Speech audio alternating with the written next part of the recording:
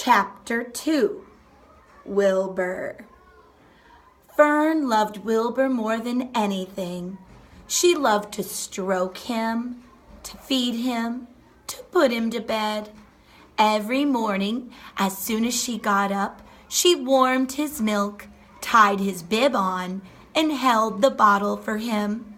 Every afternoon, when the school bus stopped in front of her house, she jumped out and ran to the kitchen to fix another bottle for him. She fed him again at supper time and again just before going to bed. Mrs. Arable gave him a feeding around noontime each day when Fern was away in school.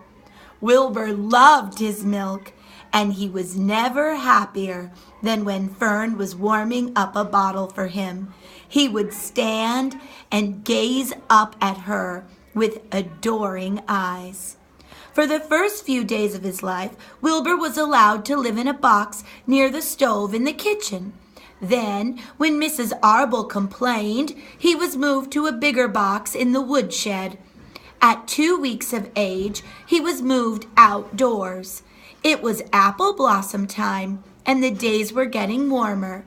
Mr. Arable fixed a small yard specially for Wilbur under an apple tree and gave him a large wooden box full of straw with a doorway cut in it so he could walk in and out as he pleased.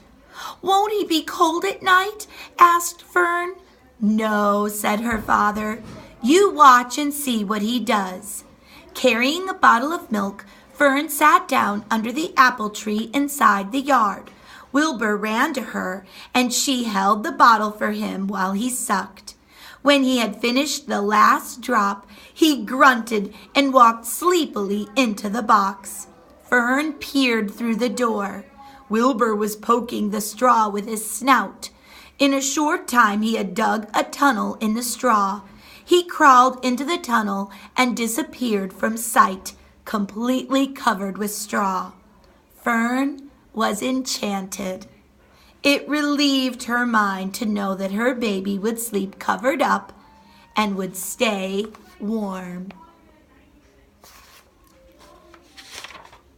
Every morning after breakfast, Wilbur walked out to the road with Fern and waited with her till the bus came. She would wave goodbye to him, and he would stand and watch the bus until it vanished around a turn. While Fern was in school, Wilbur was shut up inside his yard. But as soon as she got home in the afternoon, she would take him out and he would follow her around the place. If she went into the house, Wilbur went too. If she went upstairs, Wilbur would wait at the bottom step until she came down again. If she took her doll for a walk in the doll carriage, Wilbur followed along. Sometimes on these journeys, Wilbur would get tired, and Fern would pick him up and put him in the carriage alongside the doll.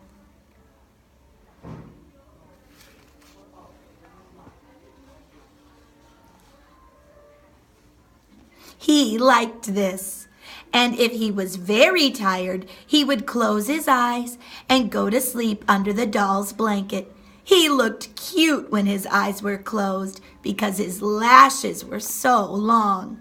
The doll would close her eyes too, and Fern would wheel the carriage very slowly and smoothly so as not to wake her infants. One warm afternoon, Fern and Avery put on bathing suits and went down to the brook for a swim. Wilbur tagged along at Fern's heels. When she waded into the brook, Wilbur waded in with her. He found the water quite cold, too cold for his liking. So while the children swam and played and splashed water at each other, Wilbur amused himself in the mud along the edge of the brook, where it was warm and moist and delightfully sticky and oozy. Every day was a happy day, and every night was peaceful. Wilbur was what farmers call a spring pig, which simply means that he was born in the springtime. When he was 5 weeks old, Mr. Arable said he was now big enough to sell, and he would have to be sold. Fern broke down and wept. but her father was firm about it. Wilbur's appetite had increased. He was beginning to eat scraps of food in addition to milk. Mr. Arable was not willing to provide for him any longer. He had already sold Wilbur's 10 brothers and sisters. "He's got to go, Fern," he said. "You have had your fun raising a baby pig, but Wilbur's not a baby any longer, and he has got to be sold." "Call up the Zuckermans," suggested Mrs. Arable to Fern. "Your Uncle Homer sometimes raises a pig, and if Wilbur goes there to live, you can walk down the road and visit him as often as you like." "How much money should I ask for him?" Fern wanted to know. "Well," said her father, "he's a runt. Tell your Uncle Homer you've got a pig you'll sell for $6 and see what he says."